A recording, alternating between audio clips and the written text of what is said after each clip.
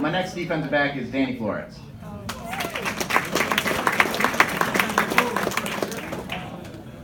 Danny is also part of my wrestling team. I'm the head wrestling coach, so I know Danny pretty well. And I'll honestly say that when the season started, I did not think that I would be starting Danny Flores at corner for 9 football games. And I think before the season started, Danny wasn't 100% sure that he would be starting at corner for 9 football games.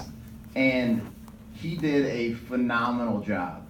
And the most selfless person on the field, Danny cannot catch a football to save his life.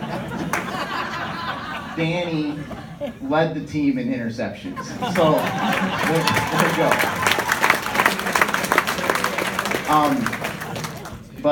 So, you know, we pick on Danny, we make fun of Danny, and he is just a great person to have on the football team. And it got to points in games where sometimes if I really knew they were gonna pass the ball, really knew they were gonna pick on Danny, I'd pull Danny off. And we put, you know, somebody tall and fast out there, just in case. And we were playing, what game was it? I can't remember, was it Grant?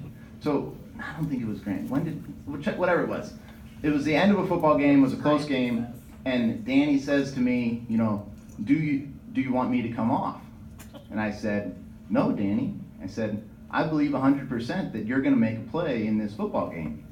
And if Nick Fish doesn't get in his way, he intercepts the ball, and we win the football game. Instead, Nick says Danny got in his way, and I said, well, you got in Danny's way. And either way, we knocked the ball down and we won the football game.